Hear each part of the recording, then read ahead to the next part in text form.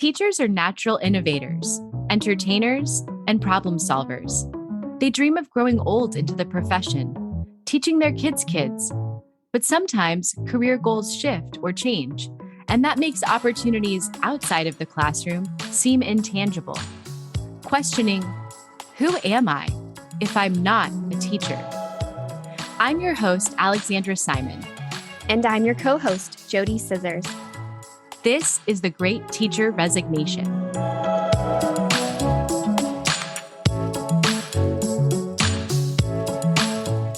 JoDee and I are recording together in New Orleans for our 2022 season finale.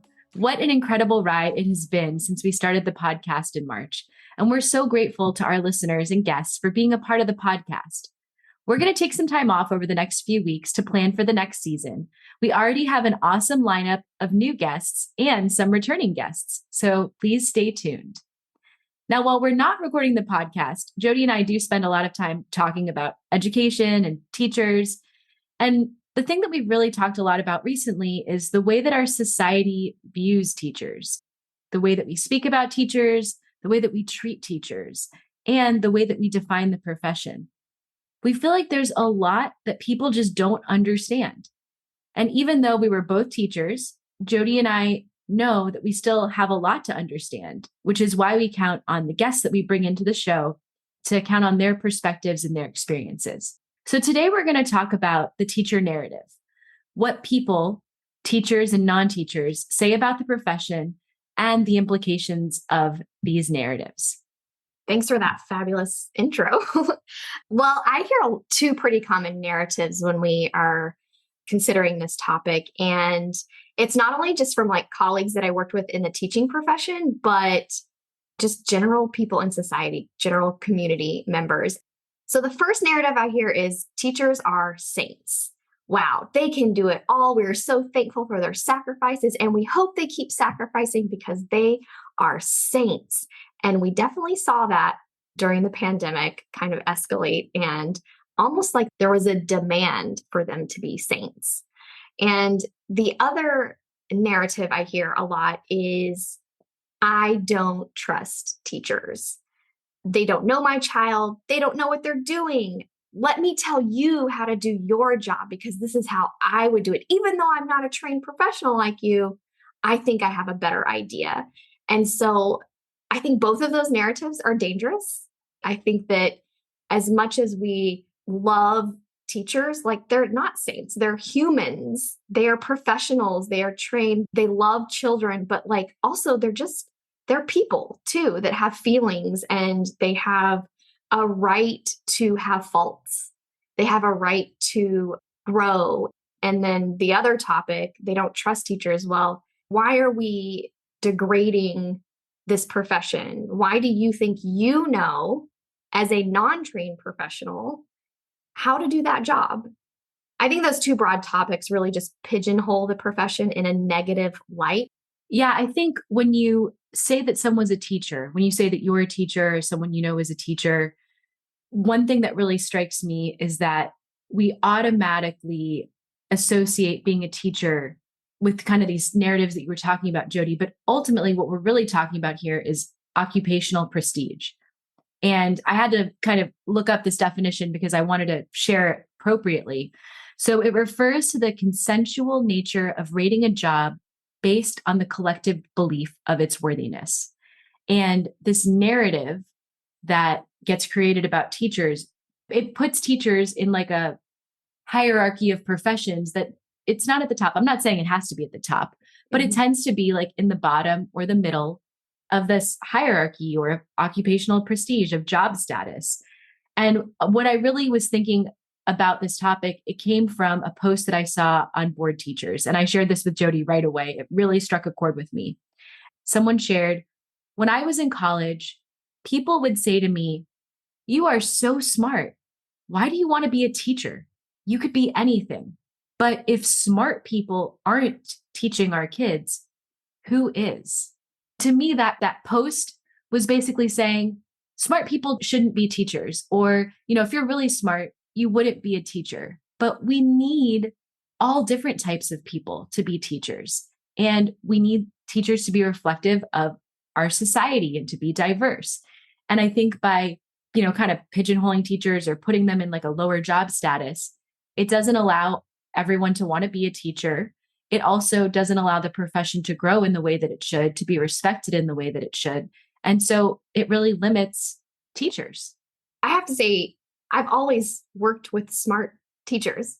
Like that was just like, that's the most ridiculous thing I've heard. Like everybody I worked with was smart. And a lot of those teachers helped me grow so much, not only in my profession, but just my perspective on a lot of things. And smart people were always a part of my life. So just that whole narrative there is absurd to me because everybody is impacted by education. Every single person is impacted by a teacher.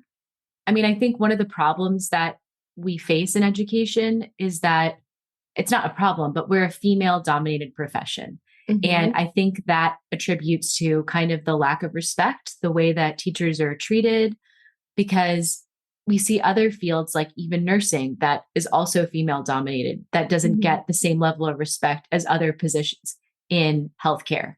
There is definitely something there when it comes to this is a female dominant profession. There are definitely biases formed just because of the dominance of gender.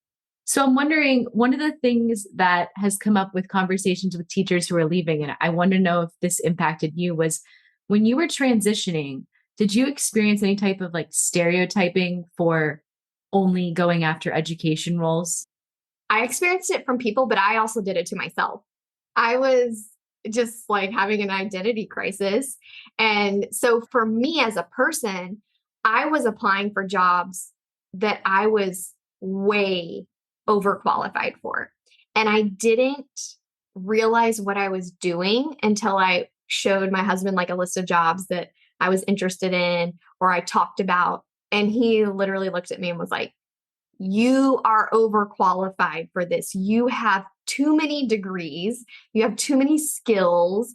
You're not even looking at jobs that are a match for you. Why are you lowering your standards?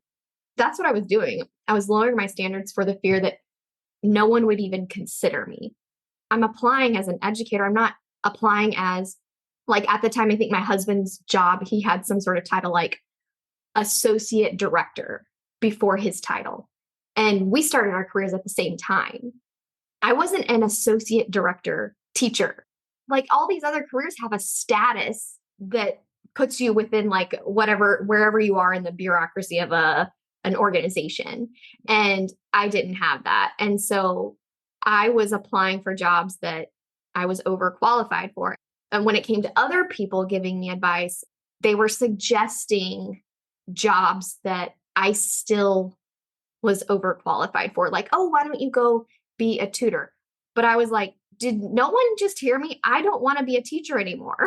Yeah, they just kind of assume that if you're leaving teaching, like full-time teaching, that you should just do something else in education. You could be a tutor, you could work in youth programming or something like that. It's like, I think that there's this expectation that you're going to stay within that field.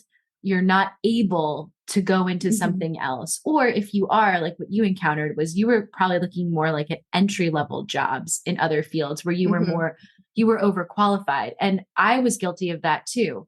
It was really challenging for me because I was looking for part-time work. And so that's so hard to find like part-time work at a higher level. So I did have to start actually at a more entry level role.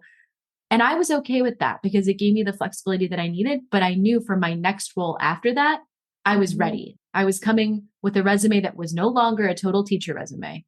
And that I think helped set me apart because if I just had, like you described, teacher for so many years, I didn't show career mobility. I wasn't climbing a ladder of some kind. I didn't have associate director next to my name, even though I took on more responsibilities at work and I did other things. I think the one thing that I learned from looking at how I examine my own status was thinking about how did I grow? Like when I was a teacher, I was growing and mobilizing in ways, like I was able to give professional developments to educators. I was able to mentor teachers. And you don't get those responsibilities unless people trust that you can deliver.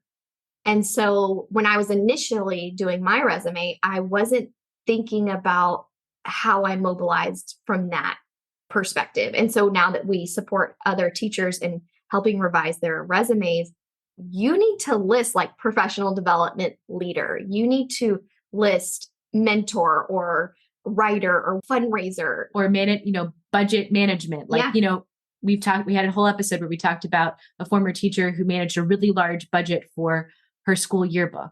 That's a big deal. Those are skills that are transferable into a lot of other fields. So, I think that we have to be careful. We have a responsibility to debunk the misconceptions and false narratives. And that's the teacher brain that we talk about. But getting others to understand the type of skill and its worth, it's going to take a lot of educating on our part. We really feel strongly that teachers have so much to offer. Their teacher brain can translate into so many different fields, and they're more than just, one word on a resume. It's a lot of curation. Like if you can debunk the narrative within yourself, think about how you can educate others in that way. When I started to see my own worth in the skills that I could bring to the table and realize who I was, now I feel so great about empowering other educators to see how they have grown or what skills they have to translate to other industries. Like maybe it just starts with us. Like, what are we saying about teachers? What are we saying about ourselves? And how can we spread the love, spread the word? How can we elevate others? So I want to know, do you think that these societal views impact a teacher's decision to leave? Definitely. I mean, we see it in all of our analytics. We see it in the DMs that we get, the emails that people send us. Teachers feel lost a lot of times because they are struggling.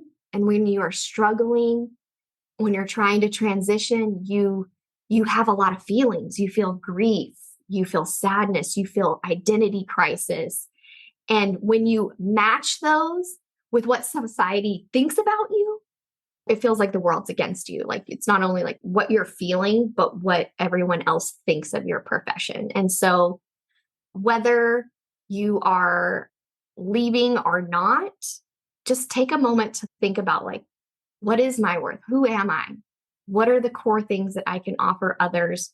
And let me talk to my core circle and get their opinions and let's talk it out. Because you have to be able to stand up for yourself, Yeah. I mean, part of the problem, I think, is that you really don't understand what it's like to enter the teaching profession, to be a teacher, to grow in that profession, to help students, to be a vital part of society, unless you've been there, unless you know a teacher. Like the people that I know who I've had great conversations with that really respect teachers, like their mom was a teacher, or their aunt was a teacher, or their wife is a teacher, like Eric Garcia, like his wife is a teacher. Like he gets it, because you know how hard they work behind the scenes. Yeah. They're not just there from, 7 to 3 with summers off. Oh my goodness. Most teachers work every summer, whether they're getting paid to work or whether they're just planning for next year. Yeah. So I think that's part of the problem. And that's really how education has gotten kind of like, I don't want to say undermined, but we're seeing the teacher shortage that's happening right now. And there's some states that are lowering standards.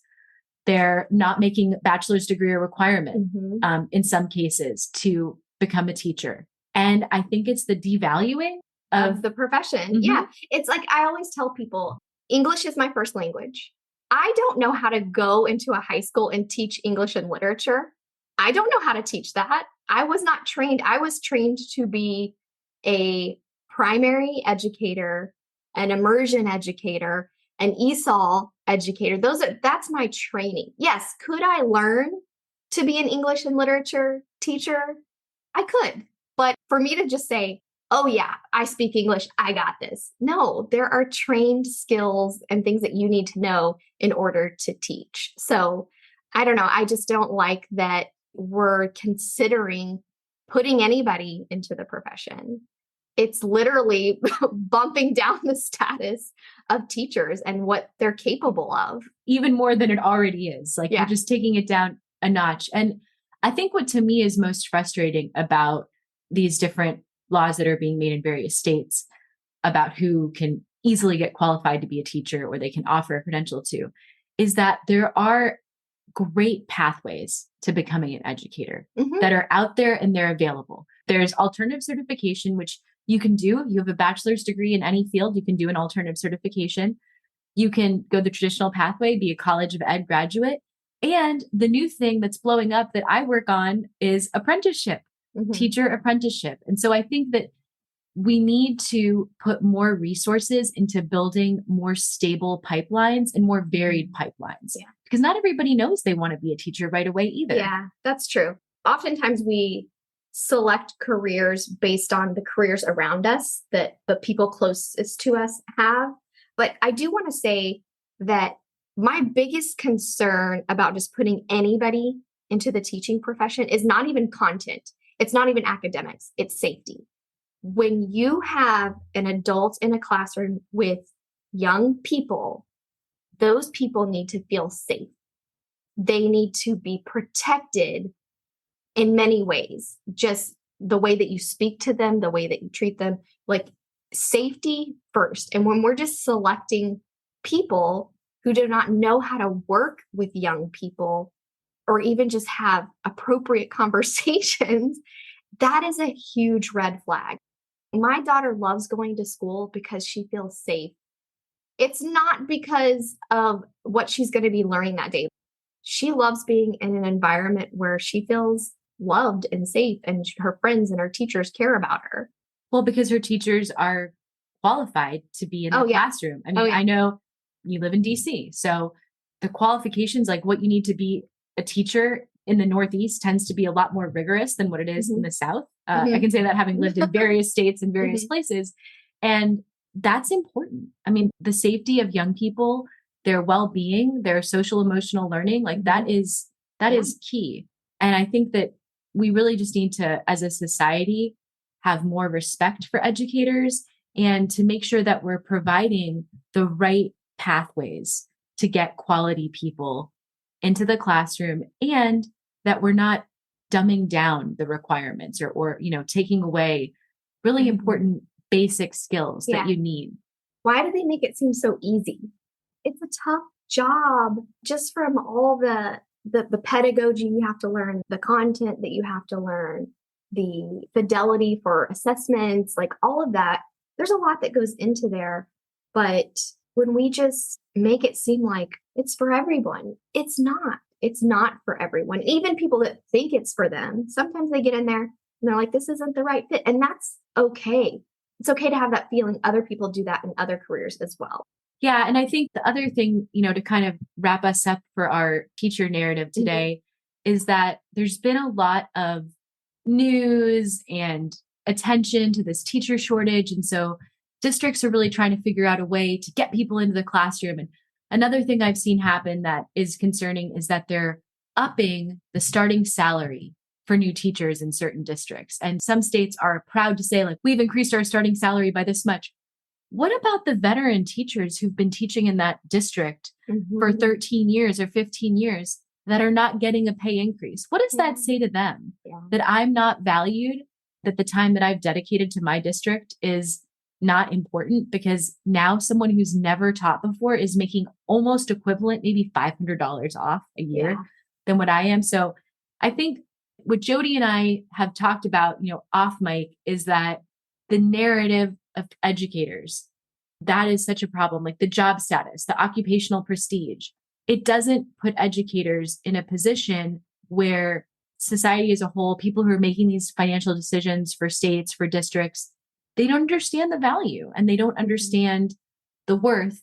And really, it hurts us. It hurts educators and it hurts society as a whole. And I appreciate so much the non-educators that reached out to us, because if we want to shift the narrative, it's not only with us as educators, the way that we talk about teachers, it's non-teachers and what they are saying about teachers. And so We have so many topics that we're going to cover in 2023. So I don't know if you want to tell them some of the things that we're going to discuss in the new season. Season 2 will be premiering in January. Yeah, really excited about season 2. And again, so thankful for our listeners. Appreciate your support.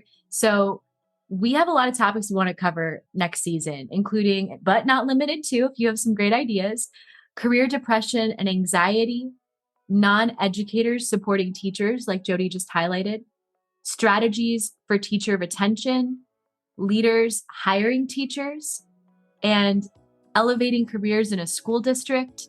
And then we also want tips from current teachers on career health and mental health. So if you're in education and you've been able to have a strong work-life balance, what are some tips that you would like to share with our listeners that have helped your career health and your mental health, well-being, things of that nature? Maybe sometimes you're not trying to leave, you're trying to improve your situation. Absolutely. And I mean, our goal on this podcast is never to encourage anybody to leave who doesn't want to leave. We want you to stay in the classroom if that's your passion, but we also understand that it was a challenge for us when we both decided to exit the classroom. And we want to be here to support you too. So if you're interested in being a guest on the show, please send us a DM and we'd love to hear from you.